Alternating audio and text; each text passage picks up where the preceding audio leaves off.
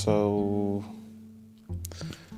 I am nearly 180 days sober. I'm just under 3 weeks away from being 6 months completely dry of alcohol. And this journey has definitely been filled with a lot of surprises that I wasn't expecting.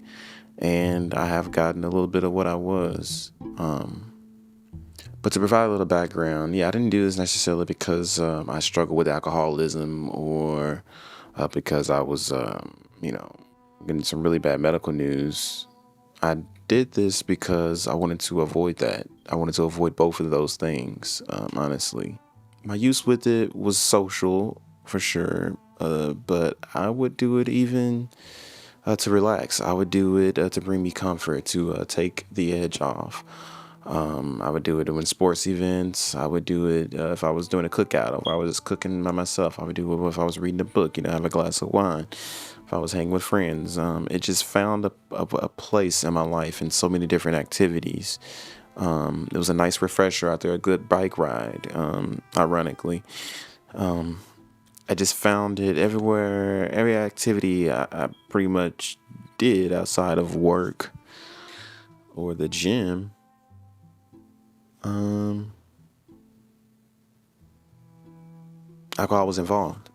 And I was struggling to reach some health goals, some fitness goals that I was having. I felt like it was really getting in the way of that, as well as some creative goals that I had. And I just felt like I was spending time doing that, spending time relaxing, spending time decompressing from a stressful day and from work, and not really leaning into those activities that I felt would bring me joy and I felt would actually move me closer to my goals. So I made the decision to cut it out. That was February, the first week of February. And kind of the way it impulsively happened was it was the end of dry January and I missed it. So I'd started dry January in the middle of February. And my initial goal was to just simply make it to the end of the month. But as you can see while we're here today, that obviously went a lot further than I originally planned. I should probably also mention that another things that kind of kicked off this journey was a particular report from the World Health Organization, where there's just like this new research on alcohol, where they found that there's no safe level of consumption. And I think that news was really something that I was able to hold on to kind of help kick me into just going ahead and going dry for a period of time, to re-examine my relationship with it and to see just how I can, just reintroduce it in a more healthier way.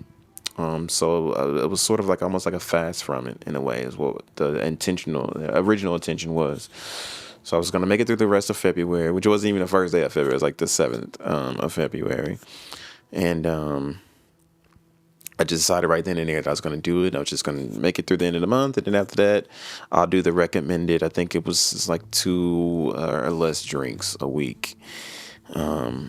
Initially, when I made that decision, I think like the first day, really the first week, it was really tough because, I had the habit of coming home from work and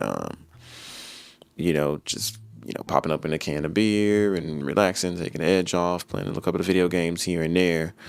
But after I got through that, those first couple of days of like, for fending off that impulse, it wasn't so bad. Yeah, so armed with like the research and the motivation, I had all I needed to really start to get after my goals and to, live a more health conscious life, be more fit and do my projects and all of that. So I had the desire and I was ready to start that journey. Again, it was difficult. At first, it wasn't as easy as I thought going cold turkey. It wasn't as easy as I thought. But I made it through and it eventually did start to get easier and easier. But what I noticed was, man, like I think like a couple of weeks later, Super Bowl weekend happened, and it's like, oh my gosh, I'm experiencing watching the Super Bowl and I'm not drinking anything, but soda water, freaking sparkling water. And just that whole experience of everyone, cheers and with the beers and me just sitting there with my Topo Chicos and rainwaters and completely sober.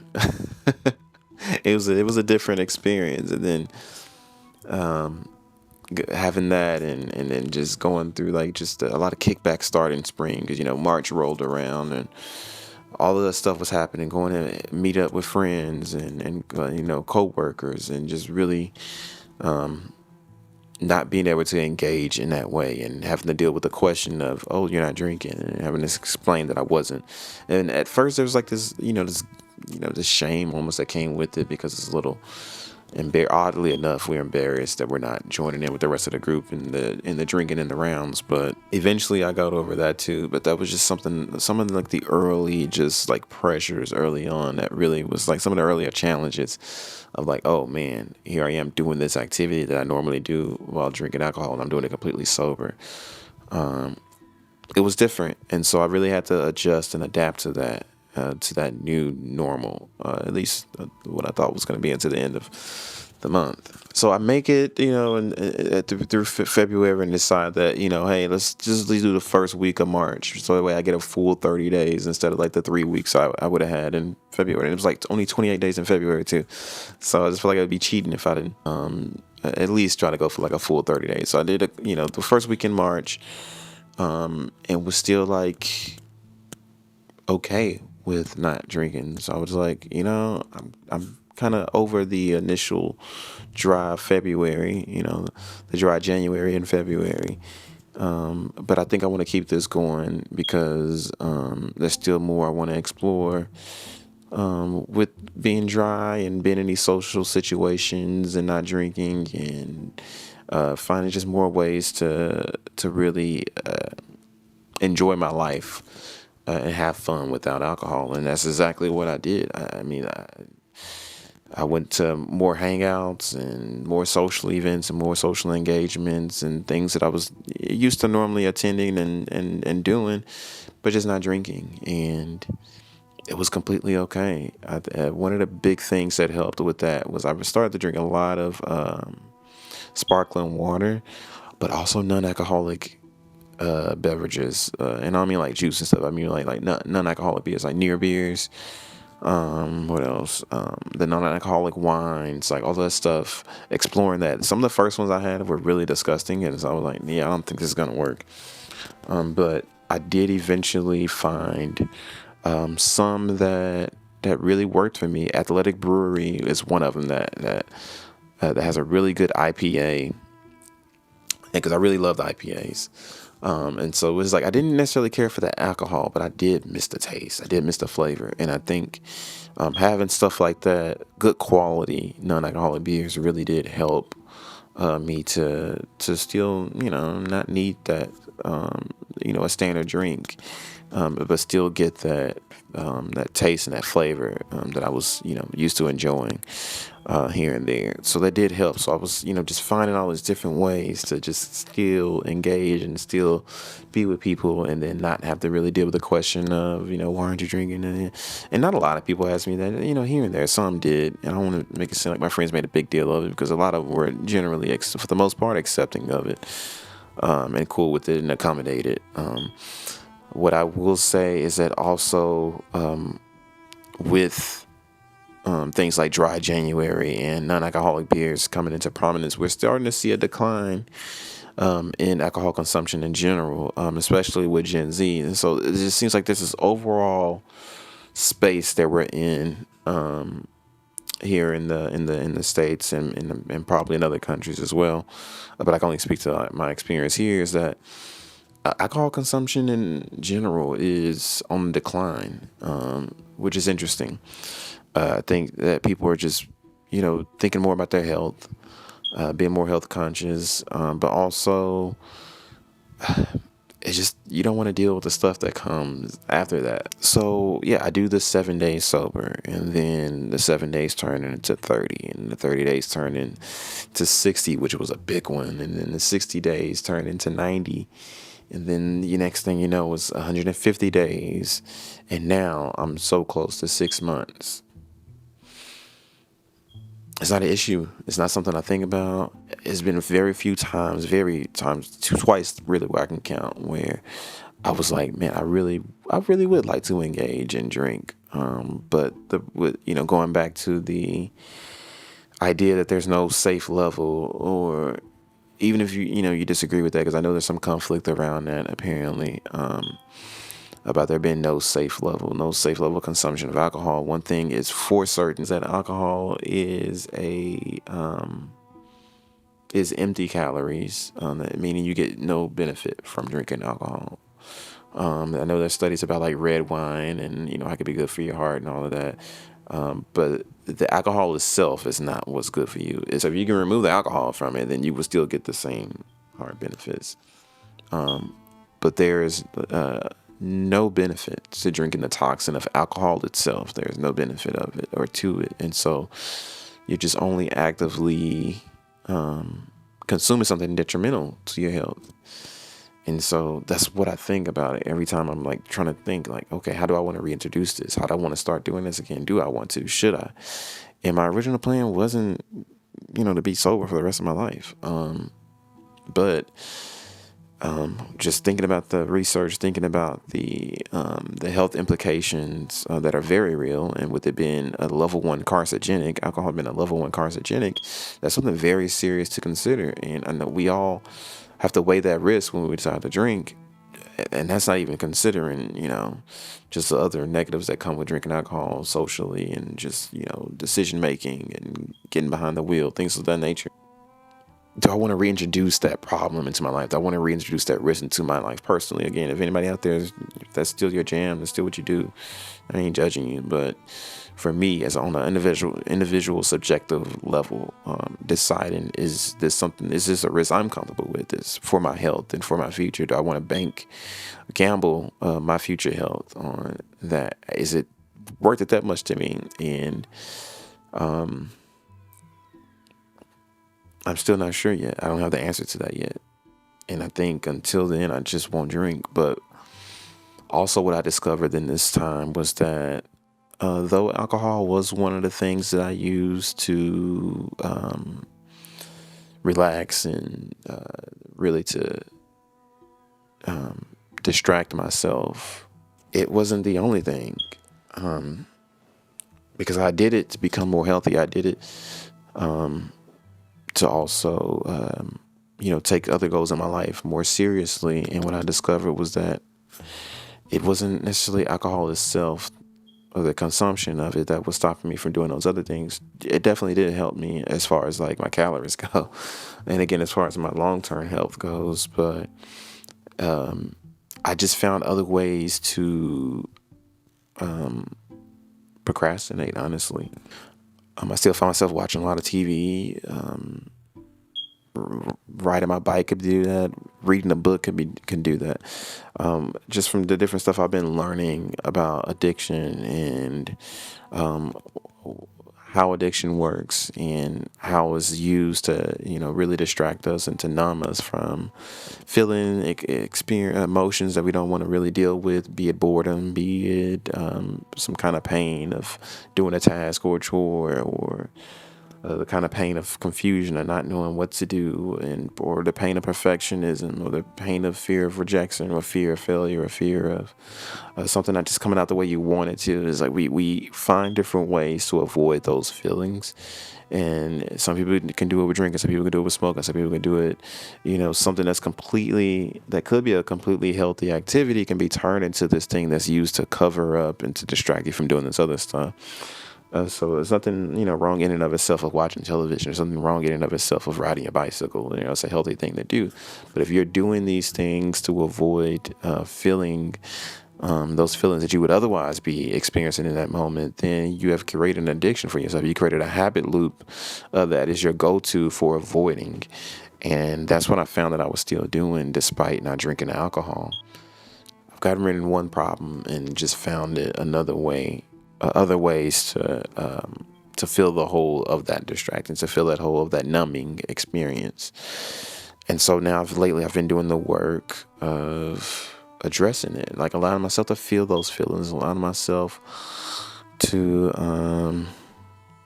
be vulnerable and to go after what it is that I desire, and to give myself the opportunity to fail, to give myself the opportunity to learn, to give myself the opportunity to figure stuff out, to seek help, to be in community with other people, to reach out for help. And that is kind of what's driving me now and wanting to experience that. And why I'm sitting here in front of this camera and talking to you all and telling you these things, telling you this story, is because this is what I want to do.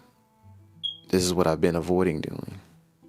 The fear of this not coming out the way I like it, me not saying the right words, of me looking at it later on and saying, oh man, I should have thought to say this, or I should have thought about that, or why did I do it in this space? How come I didn't do it here?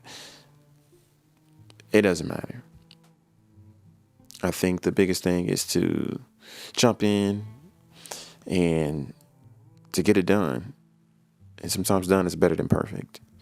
So as I approach the 6-month mark, and I think about